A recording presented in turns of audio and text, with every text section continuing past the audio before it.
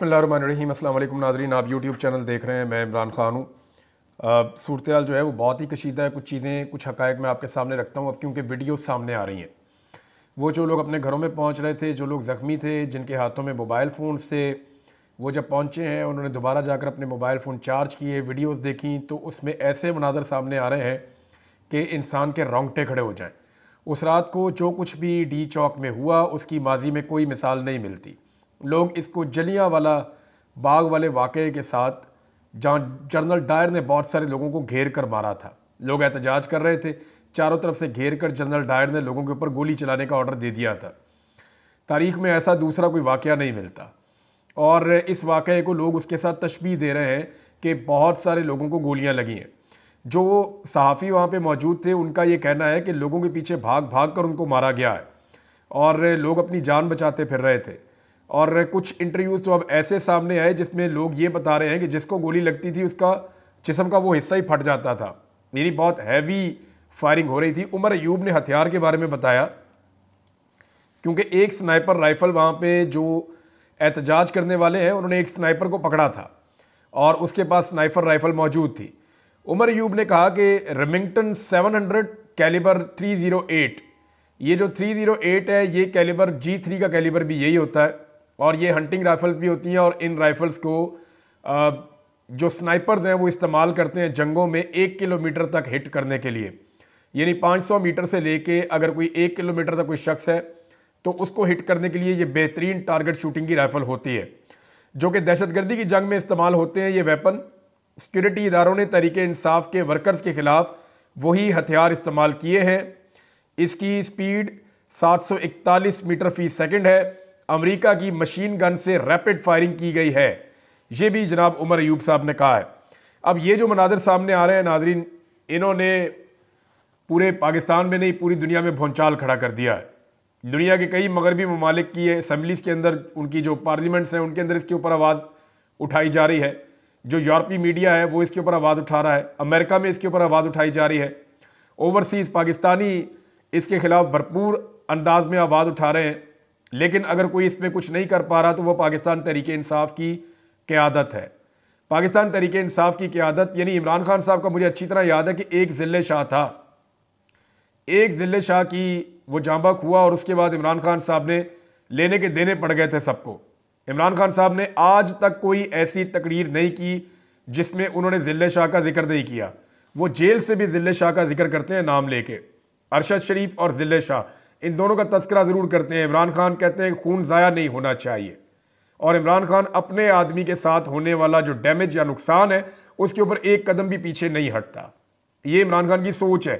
जब एक ज़िले शाह को लेकर इमरान खान ने ये किया था तो यहाँ तो बहुत सारे ज़िले शाह हैं, यहाँ तो इमरान खान साहब के बहुत सारे दीवाने हैं।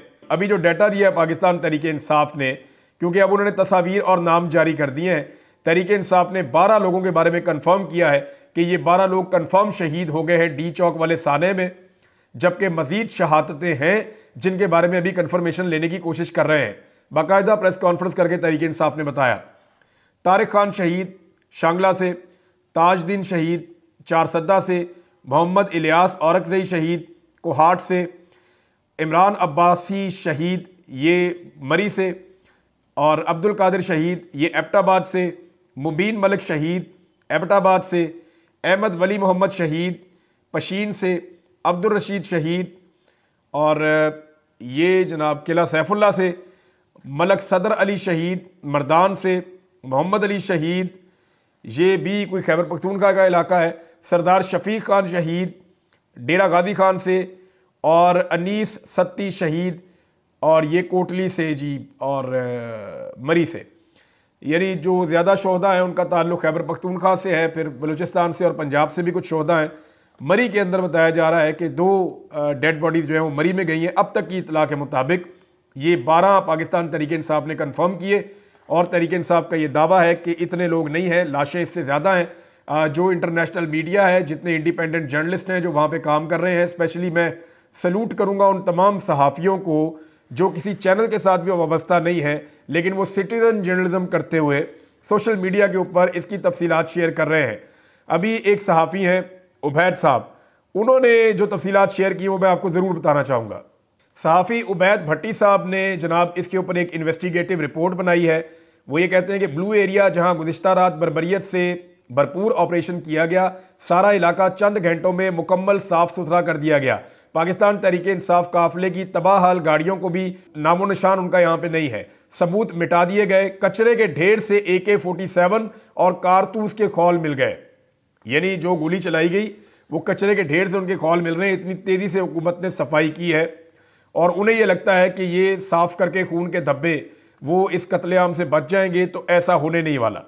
अब पाकिस्तान तहरीक इंसाफ ने जो प्रेस कॉन्फ्रेंस की उसमें उनके कुछ मुतालबात भी हैं और कुछ चीज़ें उन्होंने बड़ी क्लैरिटी के साथ सामने रखी हैं। एक तो उन्होंने कहा जी हमारे 12 लोग फ़िलहाल हम तस्दीक कर रहे हैं कि वो शहीद हो गए हैं, जबकि हमारी शहादतों की तादाद इससे ज़्यादा है और अभी हम उसके बारे में तहकीकात कर रहे हैं। तहरीक इंसाफ डाटा इकट्ठा करने की कोशिश कर रही है क्योंकि लोग बहुत बुरी तरह बिखरे हैं, बहुत सारे लोग ज़ख्मी हैं, जो अपने इलाकों में पहुंचे हैं, लोग डरे हुए हैं। अब डाटा इकट्ठा किया जा रहा है कि कितने लोग हैं जो ज़ख्मी हैं और कितने लोग हैं जो लापता हैं। जो लोग लापता हैं क्या वो गिरफ्तार हैं, क्योंकि हुकूमत भी डाटा नहीं दे रही। लापता लोग या तो गिरफ्तार होंगे या फिर वो शहीद हो चुके हैं, उनकी लाश छुपाई जा चुकी है, क्योंकि बार बार पाकिस्तान तहरीक इंसाफ के लोग ये कह रहे हैं कि यहाँ पर बहुत सारी लाशें थी, हमें समझ नहीं आ रही कि वो लाशें कहाँ गई और वो लाशें उठाकर कौन ले गया। ये वहाँ पे जो नौजवान मौजूद थे, जो सहाफ़ी मौजूद थे, वो भी ऐसी ही बातें कर रहे हैं। पाकिस्तान तहरीक इंसाफ के अंदर जो एक रद्द अमल है लीडरशिप के खिलाफ, वो बिल्कुल ठीक है।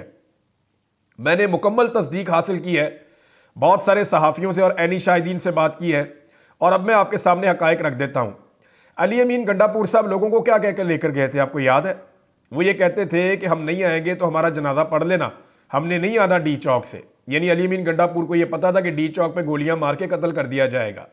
उन्होंने कारकुनों को जज्बाती खिताब के अंदर इस बात के लिए ज़हनी तौर पे तैयार किया कि हम मरने के लिए जा रहे हैं, और ख़ुद भी कफन पहन लिया और लोगों को भी कफन पहना दिए।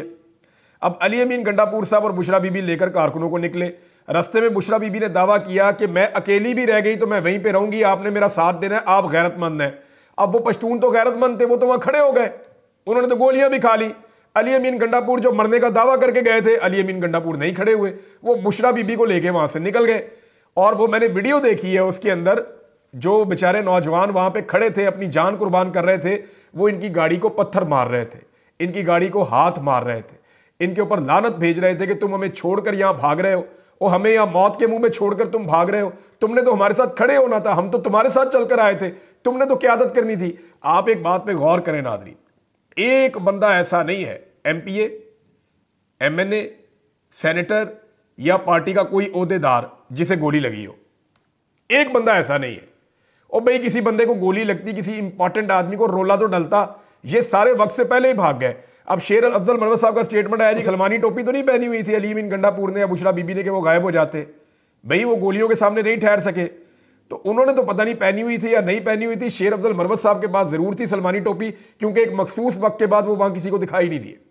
मैंने मल्टीपल लोगों से पूछा कि जी वो वहां पे थे, उन्होंने कहा जी नहीं वो वहां से चले गए थे, और बहुत सारे और लीडर भी वहां से लड़ के चले गए थे, क्योंकि कोई भी डी चौक नहीं जाना चाहता था। अली अमीन गंडापुर साहब ने डी चौक ना जाने की अपनी जिद एक मरतबा फिर पूरी की है। वो डी चौक तक नहीं पहुंचे, वो डी चौक से 1 किलोमीटर दूर रहे हैं, और वो 1 किलोमीटर दूर जो फासला है वहीं से फिर वो वापस निकले हैं और बुशरा बीबी को लेकर गए हैं। दावा ये कर रहे हैं कि मैं उनको नहीं छोड़ सकता था, वो गिरफ्तार हो सकती थी।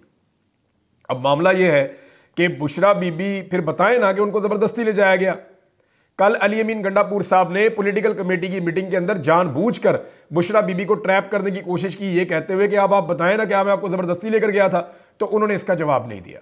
उन्होंने कहा यह बात मैं इमरान खान के सामने करूंगी, उन्हें यह बात करनी चाहिए। अब उनकी गिरफ्तारी की कोशिश कर रही है नैब, और वज़ीर आला हाउस भी गई है, और गिरफ्तार तो अल्टीमेटली उनको ये कर लेगा निज़ाम, क्योंकि अब मुझे कुछ चीज़ें बड़ी क्लियरली समझ आ गई हैं।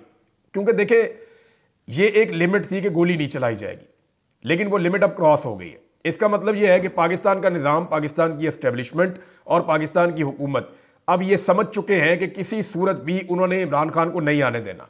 तो इमरान खान को रोकेंगे कैसे? अभी अमेरिका में एडमिनिस्ट्रेशन तब्दील होने जा रही है, उसकी तब्दीली से पहले पहले इन्हें कोई बड़ा खेल खेलना पड़ेगा, वरना इमरान खान इनको नहीं छोड़ेगा। इमरान खान जिसने एक कत्ल को लेकर आज तक इनका गला पकड़ा हुआ है, क्या वो इतने सारे कत्लों के बाद अपनी गिरफ्त छोड़ देगा? क्या वो इसका जवाब नहीं मांगेगा? इसका जवाब उन तमाम लोगों को देना पड़ेगा जिन्होंने ये कत्लेआम किया है। पाकिस्तान तहरीक इंसाफ जो है वो अजीबोगरीब किस्म के मुतालबात कर रही है। यानी कभी वो कहते हैं कि चीफ जस्टिस इसके ऊपर सो मोटो ले ले, भाई वो इख्तियार ही खत्म हो गया। ये जो आईनी तरमीम की उसके बाद कानून वगैरह इन्होंने पास किया, जो इन्होंने गेम डाल दी है, अब चीफ जस्टिस कहां ले सकते हैं सो मोटो नोटिस? अदालत तो इनके कंट्रोल में है और मुकम्मल कंट्रोल में है, आप अब कुछ भी नहीं कर सकते। अगर वो आपकी जमात पे पाबंदी लगाएंगे तो आईनी अदालत में मामला जाएगा, आप फारग है, आईनी अदालत आपके खिलाफ फैसला देगी। अगर वो गवर्नर राज लगाएंगे, आईनी अदालत में केस जाएगा, आईनी अदालत आपके खिलाफ फैसला देगी, आप बिल्कुल फारग है। अली अमीन गंडापुर को लोग जो हैं वो बहुत गुस्से में है उसके खिलाफ, और लोग ये कह रहे हैं कि बड़े बड़े दावे करके हमें ले गए और वहां से ये हमें छोड़कर भाग आए। अली अमीन गंडापुर ज्यादा कुछ ना करते, 2 लाशें ही अपनी गाड़ी में उठा लाते या जख्मियों को अपनी गाड़ी में डाल कर ले आते। कुछ तो अली अमीन गंडापुर ऐसा करते, अपने लोगों का उनके अंदर दर्द था तो वो रुकते, देखते कौन जख्मी हो रहा है, किसे गोली लग रही है। अली अमीन गंडापुर में शर्तिया आपको कहता हूं, ये पैदल चल के ऐसे जाता ना, गोली चलना बंद हो जाती, क्योंकि वजीर आला को गोली नहीं मारी जा सकती। मुझे नहीं लगता कि यह निज़ाम वजीर आला को गोली मार देता। वजीर आला को गोली मार देता तो बात ही खत्म हो जाती, फिर मामला कहीं से कहीं चला जाता। एक एमपीए, एक एमएनए, एक सेनेटर या एक कारकुन को गोली नहीं लगी और वहां से ये लोग भाग गए सारे के सारे। कारकुनों को छोड़कर बेयारो मददगार भाई लाशें ही उठा लेते उनकी, वहां से कम से कम पैरा ही दे देते। एक बंदे का पोस्टमार्टम रिपोर्ट नहीं है इनके पास अभी तक, और कोई कानूनी रास्ता इन्होंने अभी तक इख्तियार नहीं किया। किसी अदालत में दरखास्त नहीं डाली, किसी पुलिस स्टेशन में इन्होंने दरखास्त नहीं दी, किसी जगह पे किसी किस्म का इन्होंने अपना कानूनी मौक़िफ़ नहीं अपनाया। तारुल कादरी साहब के 14 बंदे शहीद हुए थे, उस वक्त भी नून लीग की हुकूमत थी, छोटी सी उनकी जमात है, लेकिन उन्होंने कानूनी एक दायरा खींच दिया था पहले दिन ही कि जनाब अपनी दरखास्त ज़रूर जमा करवा दें, FIR हो या ना हो, आप अपनी कार्रवाई ज़रूर शुरू करवा दें, आप थाने कचहरी इन चीज़ों पर जाएँ ज़रूर, चाहे कार्रवाई हो या ना हो। पाकिस्तान तहरीक इंसाफ के वकला ने क्या किया? अभी तक कख नहीं किया, कोई कार्रवाई नहीं कर रहे। हो सकता है कि इस वीलॉग के बाद किसी को गैरत आ जाए, लेकिन अभी तक तो बेगैरती का कंबल ओढ़ा हुआ है। मुझे इसलिए गुस्सा चढ़ रहा है कि आम आदमी यार उसको मरने के लिए छोड़ दिया, आप लोग जाके अपने नरम बिस्तरों के ऊपर सो गए, आप लोग जाके अपने अयाशी वाले खाने खा रहे हैं और आपके चेहरों के ऊपर मुस्कुराहटें दोबारा खत्म नहीं हो रही। मैं कुछ ऐसी चीज़ें जानता हूं कि जिनको अगर मैं यहां बताऊंगा तो पाकिस्तान तहरीक इंसाफ के अंदर लोग और नाराज हो जाएंगे। लेकिन एक चीज़ और है, जुडिशल इंक्वायरी का मुतालबा किया तहरीक इंसाफ ने। कैसे होगी इंक्वायरी? अब कौन देगा उसमें बयान? अब कैसे आप करेंगे? ये आपको अभी करना है, जो करना है अभी करना है, आप इसको आगे नहीं लेकर जा सकते। अभी डॉक्टर्स भी गवाही दे देंगे, बाद में मैनेज हो जाएंगे। अभी यानी शाहिदीन गवाही दे देंगे, बाद में मैनेज हो जाएंगे। अभी सहाफ़ी गवाही दे देंगे, बाद में मैनेज हो जाएंगे। अभी शवाहिद कहीं ना कहीं कुछ ना कुछ मौजूद है, सारे गायब हो जाएंगे। वो जो टूटी हुई गाड़ियां हैं ना, जो ये उठाकर लेकर, अच्छा वीडियो आई है कि रेंजर्स वाले लोगों की गाड़ियां तोड़ रहे हैं। यार गाड़ियों ने क्या किया था? गाड़ियां भी दहशतगर्द हैं भाई। गाड़ियां इसलिए तोड़ रहे हैं ताकि इन गाड़ियों में बैठ के दोबारा कोई ना आए, या आइंदा कोई अपनी गाड़ी ना लेकर आए। क्योंकि हम गाड़ियां, ये यास्मीन राशिद की जब गाड़ी तोड़ी गई थी ना, तो उस दिन मुझे पता चल गया था गाड़ी इसलिए तोड़ते हैं कि गरीब आदमी के पास गाड़ी होती है। पाकिस्तान तहरीक इंसाफ मिडिल क्लास की पार्टी है, मिडिल क्लास वालों के घर में एक आधी गाड़ी होती है या 2 गाड़ियां होती हैं, तो वो उनके लिए बड़ा सरमाया होता है। तो गाड़ियां तोड़ के विजुअल जारी किए जाते हैं, देखो हम गाड़ियां तोड़ रहे हैं, खबरदार आइंदा अगर अपनी गाड़ी सड़क पे निकाली तो, या इधर आने की कोशिश की तो वो गाड़ियां तोड़ी और रेंजर्स वालों ने तोड़ी। बाकायदा उनके विजुअल मौजूद हैं, वो अपने यूनिफॉर्म के अंदर रेंजर्स वाले गाड़ियां तोड़ रहे हैं और उन्होंने दर्जनों गाड़ियां तोड़ दी हैं। और ये जो टाउट सहाफ़ी हैं उन्होंने अपने मुंह से कहा है कि 100 के करीब बंदों के सर भी खोल दिए और 100-200 गाड़ियां जो है वो भी तोड़ दी हैं, उनका भी कचरा कर दिया। तो ये सारी चीज़ें ये अपने मुंह से कह रहे थे, उसको फतह करार दे रहे थे, लेकिन अब सब भाग रहे हैं कि गोली नहीं चली। भी गोली नहीं चली तो आवाज़ क्या आ रही थी?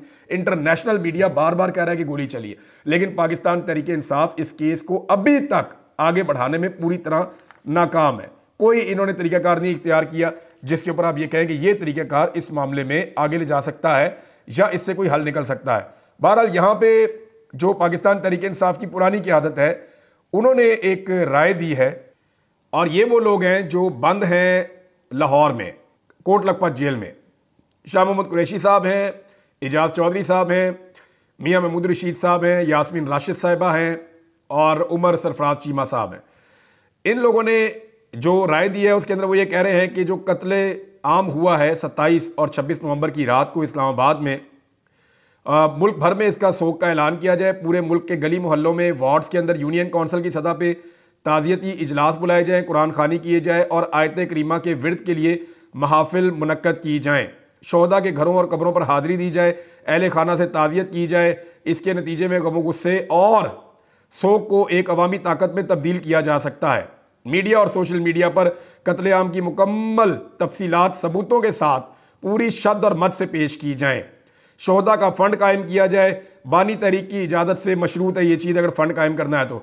ये शाह महमूद कुरैशी साहब ने और बाकी सारे लोगों ने, जो मैंने आपको नाम लिए अभी, एजाज चौधरी साहब हैं, मियाँ महमूद रशीद साहब हैं, यास्मीन राशिद साहब हैं, उमर सरफराज चीमा साहब हैं, इन सब लोगों ने ये राय दी है। इस राय का एहतराम होना चाहिए। ये पाकिस्तान तहरीक इंसाफ की वो क़यादत है जो इस वक्त भी जाली केसों के अंदर जेलों के अंदर बंद है और बाहर नहीं निकल पा रहा है। अब जी सो मोटो नोटिस का तो इख्तियार ही नहीं है अदालत के पास, ये आप क्यों मांग रहे हैं? जुडिशल कमीशन की इंक्वायरी, अब इस मामले में ना एस्टेब्लिशमेंट शामिल है, ये सारे मामले के अंदर बाकायदा शामिल है। शहबाज शरीफ ने अपने मुंह से कहा और सब अपने मुंह से जानबूझ के एस्टेब्लिशमेंट को इसके अंदर रख रहे हैं ताकि कल को हम ना फंसे। और एस्टेब्लिशमेंट जिस भी मामले में शामिल होती है उसकी कोई इंक्वायरी नहीं होती, और अगर उसकी इंक्वायरी हो भी जाए तो हमीद उर रहमान कमीशन की रिपोर्ट की तरह उसकी रिपोर्ट कभी भी सामने नहीं आती, और इस चीज़ की रिपोर्ट भी सामने नहीं आएगी। ये पाकिस्तान तहरीक इंसाफ को अदालतों में जाकर पूरी ताकत के साथ सड़कों पर अवाम में बयानियाँ ले जाकर इस मामले को लड़ना पड़ेगा। लेकिन इमरान खान के अवाम इमरान खान के साथ खड़े हुए, इमरान खान के लोगों ने इमरान खान के साथ वफादारी की, लेकिन इमरान खान ने जिनको लीडर बनाया, इमरान खान ने जिनको ओहदे दिए, इमरान खान ने जिनको मसनदों के ऊपर बिठाया, उन्होंने इमरान खान के साथ भी वफादारी नहीं की, और इमरान खान के जो वफादार उनके साथ गए थे उनके साथ भी वफादारी नहीं की, बल्कि उन्हें अकेला छोड़ दिया, मरने के बाद भी अकेला छोड़ दिया। कौन है जो उनके घरों में जा रहा है? अब तक तो कोई नजर नहीं आ रहा। अभी सलमान अकबर राजा साहब की एक तस्वीर देखी है मैंने, वो एक कब्र के ऊपर खड़े हैं, उनके अंदर कुछ इंसानियत बाकी है। ये लोग तो कहीं जा भी नहीं रहे, उनसे मुलाकातें करें, उनको जाके मिलें, उनकी ढारस बंधाएं, उनका हौसला बुलंद करें, उनके साथ बैठ के कुरान खानी करें, वहां खड़े होकर उनके साथ बात करें। लोग अपने शोहदा जो है वो पाकिस्तान तहरीक इंसाफ के झंडे के अंदर दफना रहे हैं, कब्रों के ऊपर तहरीक इंसाफ का झंडा लगा रहे हैं। इसका मतलब आप समझते हैं कि इमरान खान और तहरीक इंसाफ को वो छोड़ने को तैयार नहीं है। अब अगर अली अमीन गंडापुर को रेस्क्यू करना है ना, तो इस निज़ाम को गवर्नर राज लगाना पड़ेगा खैबर पख्तूनख्वा में, जिससे अली अमीन गंडापुर की इज्जत वापस बहाल हो सकती है। कि अगर गवर्नर राज लग गया तो एक विक्टिम कार्ड उन्हें मिल जाएगा, और उस विक्टिम कार्ड के ज़रिए से दोबारा अली अमीन गंडापुर साहब जो हैं वो कुछ गेन कर सकते हैं। एक चीज़ और है नाज़रीन, इस्लामी नज़रियाती कौंसल हो या मुफ्ती तकी उस्मानी हो, यानी उन्हें VPN तो नज़र आता है कि VPN इस्तेमाल करके लोग अपने मोबाइल में क्या देख रहे हैं, उन्हें कैसे पता कि क्या देख रहे हैं? दूसरा, मुफ्ती तकी उस्मानी साहब को ये तो नज़र आता है कि उनका गवर्नर जो है वो आधी रात को सड़कों पर फिर रहा है, लेकिन दिन दिहाड़े होने वाला कत्लेआम उनको नज़र नहीं आता। ना इस्लामी नज़रियाती कौंसिल का कोई फतवा आया, ना मुफ्ती तकी उस्मानी साहब ने इस जुल्म के ख़िलाफ़ आवाज़ उठाई, कोई इस पर नहीं बोला। बल्कि बहुत सारे दानिश्वर और बहुत सारे लोग जो हैं वो जैसे यजीद के दरबारी नहीं होते थे उस दौर में, जो उसकी तारीफ़ें करते थे, बहुत सारे लोग ऐसे भी थे ना जो हर किस्म के जबर को और जुल्म को जायज़ करार देते थे, वो उस रवायत के ऊपर कायम है। मुझे हैरत होती है, सिर्फ कारी जवार बहादुर साहब का मैंने एक स्टेटमेंट देखा, बाकी ज़्यादातर लोग खामोश, कोई इसके ऊपर बात नहीं कर रहा। उलमा इकराम का किरदार इंतहाई अफसोसनाक और इंतहाई शर्मनाक है, यानी इससे बुरा हो नहीं सकता। और अब इमरान खान साहब को नुकसान पहुंचाया जाएगा। मैं जाते जाते आपको बता दूं, अगले वीलॉग में इसकी तफसीलात में आपको बताऊंगा कि कुछ जगहों से ये इतला आ रही है और कुछ लोग ये दावा कर रहे हैं कि इमरान खान साहब को नुकसान पहुँचाने की सूरत में कितना नुकसान हो सकता है, इसके तखमीने लगाए जा रहे हैं। और दूसरा, एक टास्क फोर्स भी कायम की गई है, कोई रद्दुल फसाद का भी कोई ऑपरेशन शुरू करने का फैसला किया गया है तहरीक इंसाफ के खिलाफ। तो पूरा एक नेटवर्क बनाया जा रहा है किसी बड़े टारगेट को अचीव करने के लिए। वो टारगेट क्या हो सकता है, अगले वीलॉग में। अब तक के लिए इतनी, अपना ख्याल रखिएगा, अपने चैनल का भी। अल्लाह हाफ़िज़।